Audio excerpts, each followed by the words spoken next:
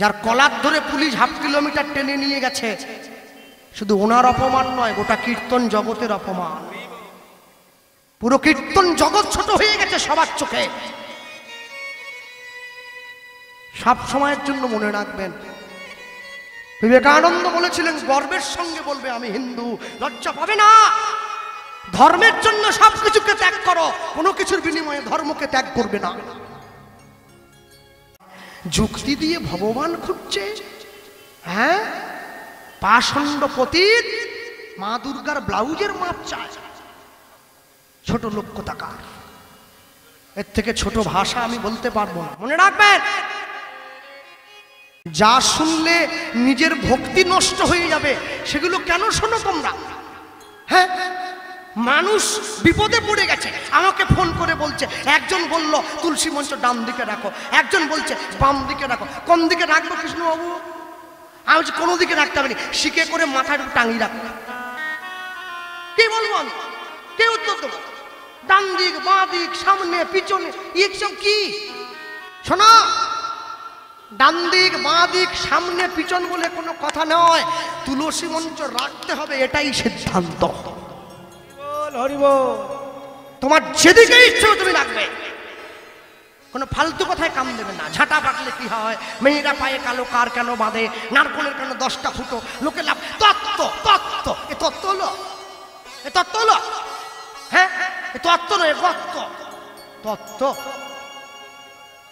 আমার কাছে যাবে, কীর্তন শেষ হলে খাতা কলম নিয়ে 500টা টিপস দিয়ে দেবো, সংসার ভালো থাকে। আসলে বলবো নাকি, চিনির মধ্যে লবঙ্গ দিলে চিনিতে পিঁপড়ে লাগে না। হ্যাঁ, বলে দিয়ে মায়েরা বলো প্রেম শ্রেণী তাই গৌর হরি। ইস, কি তত্ত্ব দিচ্ছে বাবা! চিনিতে লবঙ্গ দিলে পিঁপড়ে লাগেনি, সেটাও কীর্তনে ঢুকে পড়েছে বাবা। কদিন পরে মেয়ের বিয়ের স্বাদ কি দিয়ে হয় ওটাও কীর্তনে ঢুকে পড়বে হয়তো, কি জানি বাবা, বলতে পারবি হয়তো। হ্যাঁ, যা শুনলে ভজনে উন্নতি হবে, যা শুনলে নিজের জীবনের পরপরের পথ পরিষ্কার হবে, সেই কথাটা শুনবে। যে কথাটা শুনলে জীবনের ক্ষতি হবে সেটা কেন শুনবে? এক মা আমাকে ফোন করে বলছে আমার ছেলের বিয়ে হবে, আজকে আশীর্বাদ, শুক্তো করা যাবে? আমি বলি মা আমি তো বলতে পারবো না, আমি তো নিরামিষ, তবে শুক্তো করা যায় না। বাবা তুমি কীর্তন করো, তুমি করে বলছো শুক্তোতে তিতো আছে না, উচ্ছে আছে না, ওটা তো আমিষ, ওটা তো তিতো, তিতো যদি অপবিত্র, ওটা অসুচি, ওটা অশুভ, ওটা করা যায় না। শুক্তো কখন করে? শুক্তো করে কেউ মরে গেলে শ্রাদ্ধ বাড়িতে। আমার ছেলের বিয়ে একটা শুভ কাজ, আমি কি শুক্তো করবো? হ্যাঁ, অসেতে জিনিস। তাহলে মা কি রান্না হচ্ছে? কেন মাংস হবে? মাংস শুভ, উচ্চে অশুভ। বাহ বাবা, তুমি সুন্দর সিদ্ধান্ত সাজিয়েছ। মনে রাখবে, এই যে 4টে খুঁটির মাঝখানে যখন এসে কোনো লোক দাঁড়ায়, আমার মায়ের বয়সী লোকও ছুটে আসে প্রণাম করার জন্য আমাদের। অন্য সময় তো করে না, এইখানে করে কেন? আমাকে করে না, এই জায়গাটার সম্মান আছে। হরিনামের আসনটা ঘিরে দেওয়া আছে দড়ি দিয়ে, এই জায়গাটার সম্মান। তাহলে ভিড় হচ্ছে কেন? কেন ভিড় হচ্ছে জানো? দুধের দোকানে ভিড় হয় না, মদের দোকানে ভিড় হয়। তা বলে তোমরা কি বলবে দুধের থেকে মদটা দামি হয়ে গেল? মদ যদি 1 লক্ষ টাকাও দাম হয় না, ওটা বাঁশ বনে গিয়ে খেতে হয়। দুধ যদি 10 টাকাও হয়, ওটা সবার সামনে বসে খাওয়া যায়। জীবনে যাই করুন না কেন, 24 ঘন্টা সময়ের মধ্যে 24টা সেকেন্ড যদি তার চরণে দিতে পারেন না, সংসারের সব বাধা কাটিয়ে, মনে রাখবেন কাউকে সঙ্গে নেবেন না, কাউকে নয়। কেন? যে স্কুল মাস্টারমশাই মাসে 1 লক্ষ টাকা বেতন পায়, সে যখন মারা যায় তার স্ত্রী তার পায়ের কাছে বসে বলে তুমি আমার জন্য কি করলে? যে লোকটা টোটো চালিয়ে ভাত খায়, সে যখন মারা যায় তার বউ বলে তুমি আমার জন্য কি করলে? এটা সংসারের নীতি, সংসার বলবে, কিন্তু তোমাকে তোমার কাজ করে যেতে হবে। তুমি ভালো কাজ করো, ভালো ফল তুমি পাবে। কর্ম তোমার ভালো হলে ভাগ্য তোমার দাসী, হৃদয়ে তোমার ভালো হলে ঘরেই মথুরা কাশী। সনাতন গোস্বামী বসে ভজন করছে, ভগবানের নাম গাইছে। আস্তে ভগবান আর থাকতে পারেনি, ছোট্ট শিশু বালকের বেশ ধরে স্বয়ং বাঁকে বিহারী সনাতন গোস্বামীর সামনে গিয়ে দাঁড়িয়ে বলছে, সনাতন কে? আমি আমি মদন মোহন। বলো। আমার বড্ড খিদে পেয়েছি জানো, শুধু নাম গাইলে তো পেট ভরে না, কিছু খেতে দেবে নাকি? সারা বিশ্বের মানুষ যাকে খাওয়াবার জন্য ছুটে বেড়ায়, ভগবান গিয়ে সর্বহারা ভিখারির কাছে চাইছে কিছু খেতে দেবে। সনাতন গোস্বামী উত্তর দিচ্ছে, তুমি বড্ড জ্বালাও আমাকে জানো, আমি নিজে খাইনি, চান করিনি, নাম পূরণ করি, তোমায় দিতে গেলে আমার সময় লাগবে না? কিন্তু দেখো আমার যে বড্ড খিদে পেয়েছে, আমি ছোট মানুষ, কতক্ষণ না খেয়ে থাকি বলো দেখি? এখানে বসো, এখানে বসো, এখানে বসো। বসতে দিয়েছি। শোনো, দুষ্টুমি করো না। আমি দেখি ব্রজের মায়েদের কাছে কিছু পাওয়া যায় নাকি। চলে গিয়েছে ব্রজের মায়েদের কাছে, ব্রজের মায়েদেরকে গিয়ে বলছে, ওমা কি এই এক মুঠো আটা ভিক্ষা দেবে? কেন? আমার ঘরে একটা ছোট ছেলে এসেছে, ওর নাকি খুব খিদে পেয়েছে। বলো, আমি তো কোনোদিন নিজের জন্য তোমাদের দরজায় আসিনি, ও ছেলেটার জন্য এসেছি, একটু দাও না। ব্রজের মায়েরা আটা ভিক্ষা দিয়েছে জানেন। সনাতন গোস্বামী এসে কয়েকটা শুকনো কাঠ এক জায়গায় করে আগুন লাগিয়ে আটাটা যে বেলবে সেরম জায়গাও তো নেই, তা ভিখিরি তো। হ্যাঁ, আজ থেকে 500 বছর আগে যে মানুষটার মাসিক বেতন ছিল 4টে করে স্বর্ণ মুদ্রা, 4টে, সেই মানুষটার কাছে রুটি বেলার মতো বেলনি পর্যন্ত নেই। জল দিয়ে আটাটা চটকে হাতে এরম করে থাবড়ে আগুনের ওপরে দিয়ে কোনো রকম করে দর কাঁচা করে ভগবানকে দিয়ে, এ নাও খেয়ে এবারে বিদেয় হও দেখিনি, আমি নাম করি। ভগবান মুখে দিয়েছে, সনাতন একটু নুন দিলে না? নুন নেই তো, শুধু কাঁচা আটাটা কি আবার নুন? না না, আর পারবো না। আজকে বলছো নুন দাও, কালকে বলে একটু সবজি দাও, দই দাও, মিষ্টি দাও, আমি পারবো না, তুমি যাও, তুমি যাও। আচ্ছা, ভগবান কি বলে জানেন সনাতন, আমি যদি নুনটা ভিক্ষা করে আনি তাহলে তো দেবে। তুমি ভিক্ষা করবে? যাও দেখো কেউ যদি ভিক্ষা দেয়। সনাতন গোস্বামী মনে মনে ভাবছে, ভগবান ভিক্ষা করবে নাকি? যার সব আছে, ষড়ৈশ্বর্যের মালিক, সে ভিক্ষা করবে? যমুনার পাড় দিয়ে ভগবান ঘুরছে খালি পেটে, চোখে জল নিয়ে, আমি নুন একটু ভিক্ষা করব, কার কাছে যাব? এমন সময় দেখতে পাচ্ছে রাজা কৃষ্ণচন্দ্রের নুনের জাহাজটা যমুনার চরে আটকে গিয়েছে। যে জাহাজটা দিল্লিতে হুসেন শাহের দরবারে যায় প্রত্যেক বছর, নুন বোঝাই জাহাজ, কর্কজ নুন, যাকে সন্দক নুন বলেন আপনারা।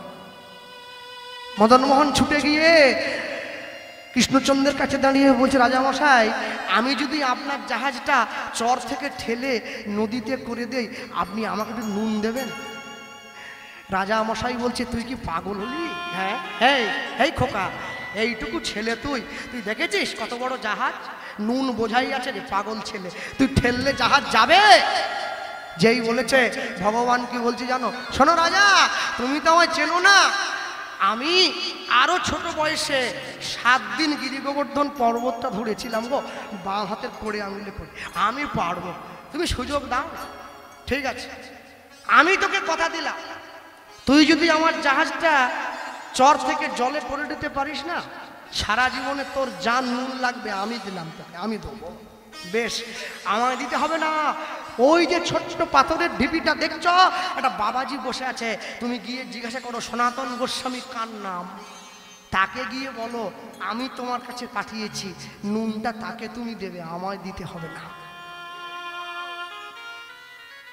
ভগবান নিজে হাতে জাহাজটাকে ঠেলে চর থেকে জলে করে দিয়েছে। রাজামশাই ছুটতে ছুটতে যাচ্ছে, সনাতন গোস্বামী কে আছো? সনাতন গোস্বামী মনে মনে হচ্ছে, কে আবার আমার নাম ধর, কে? আগে আমি রাজা কৃষ্ণচন্দ্র, আসুন বলুন। আপনার ছেলে আমার নুনের জাহাজটা ঠেলে চর থেকে নদীতে করে দেবে বলেছে, আর আমি আপনার ছেলেকে কথা দিয়েছি যার নুন লাগে আমি দেবো। সনাতন গোস্বামী, রাজামশাই আপনার ভুল হচ্ছে, কেন? আমি তো বিয়েই করিনি। বিয়ে করিনি আমার ছেলে? না না, বললো যে কি নাম বলেছে, নাম বললো মদনমোহন, চমকে উঠল। ছুটে গিয়ে ভগবানের মন্দিরে ভগবানকে বুকে জড়িয়ে ধরেছে। ভগবানের হাত দুটো লাল হয়ে গেছে, জাহাজটা ঠেলে করেছে, হাতে ব্যথা পেয়েছে। ভগবানের চরণটা জড়িয়ে ধরল সনাতন গোস্বামী, হে দয়াময়, হে দয়াময়, সারা জগৎ যাকে ভালো ভালো সেবা দেওয়ার তরে ছুটে যায়, ছুটে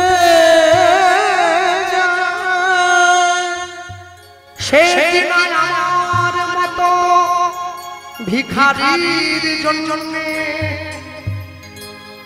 আজ অঙ্গে এত আঘাত নিল, অঙ্গে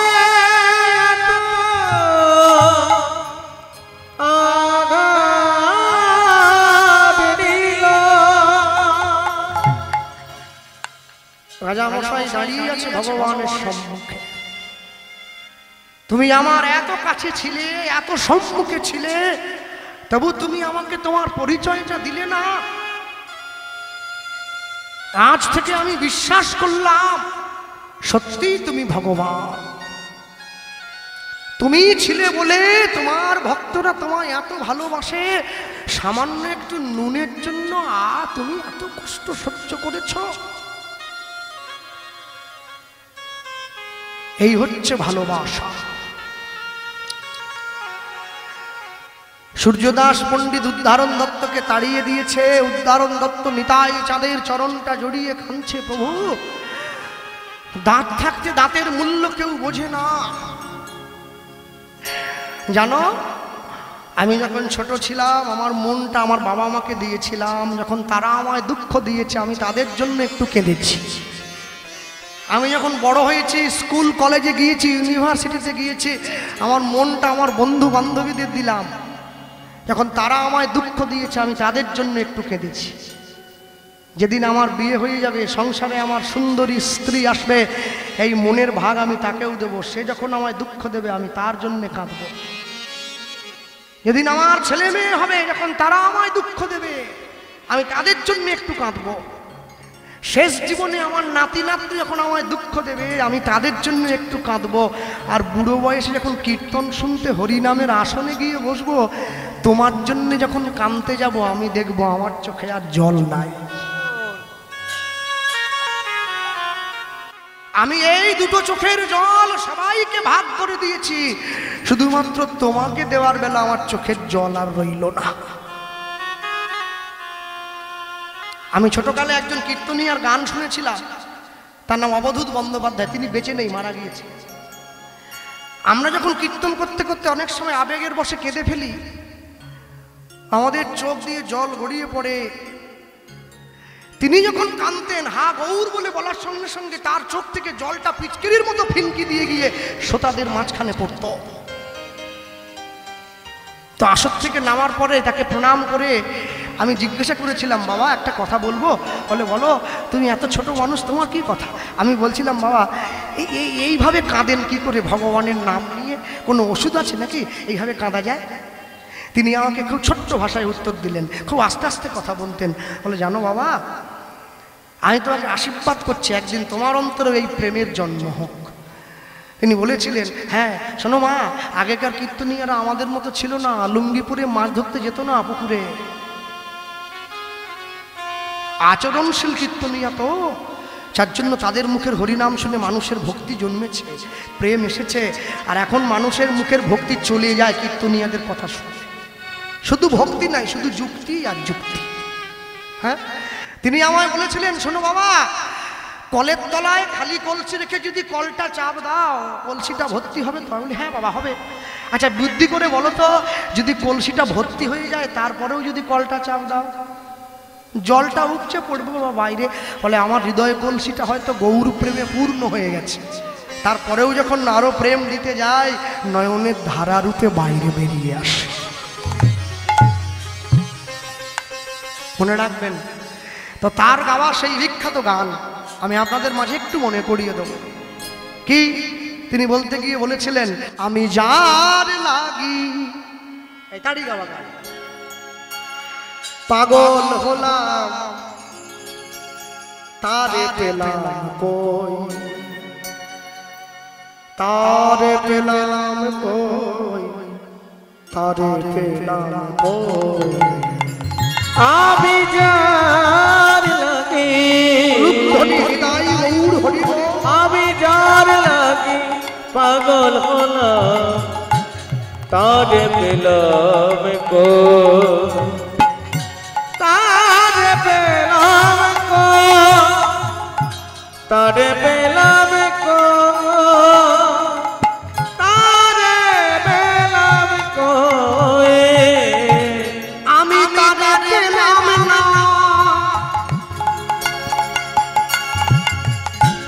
पेलाम ना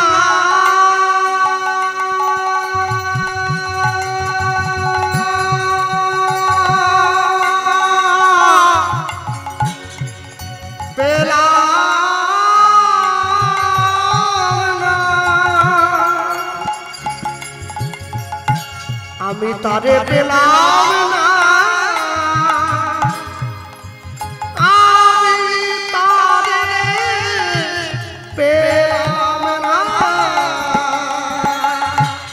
তারে পেলাম কই तारे पेलाम को तारे पेलाम ब्रह्मा पागल शिव पागल আর পাগল ইন্দ্র যার লাগিয়া হলাম পাগল সে যে আমার প্রাণ গৌরাঙ্গ ब्रह्मा पागल शिव पागल पागल আমার ইন্দ্র যার লাগিয়া হলাম পাগল সে যে আমার প্রাণ গৌরাঙ্গ আমি তারে পেলাম না পেলাম না না